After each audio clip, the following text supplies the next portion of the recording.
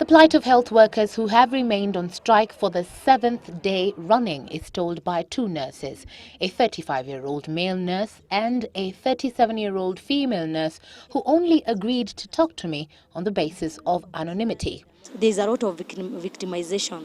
That's why I can't even show my face on camera right now, because maybe after the thing goes, I'll be taken to the Northeastern or wherever. Allowing me to listen to their individual concerns above those of union officials and those of the Medical Services Ministry that have seen them defy orders by Minister Professor Anyang' Nyong'o to return to work or face the sack until their concerns are addressed.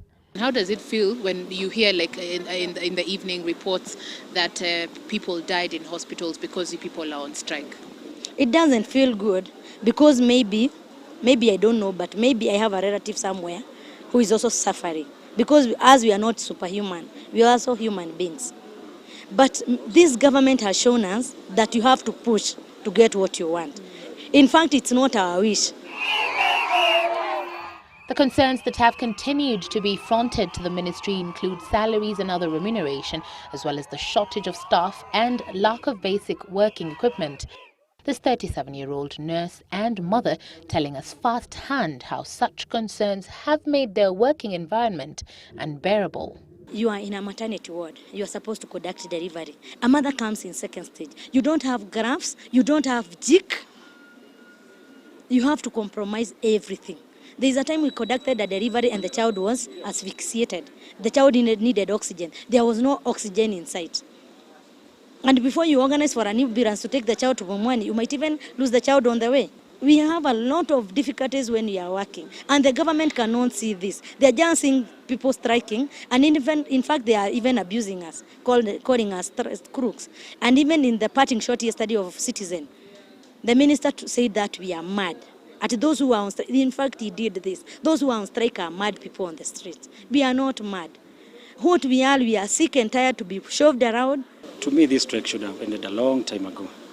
But when people play games like what we are seeing, we come here last week on Friday, we agree with our leaders, officials, the ones who are now negotiating on our behalf, that we're going to meet on Monday, only for us on Sunday to hear that they met on Sunday night, and then they came up with a deal, calling off the strike, without even informing the members. Then we are really concerned.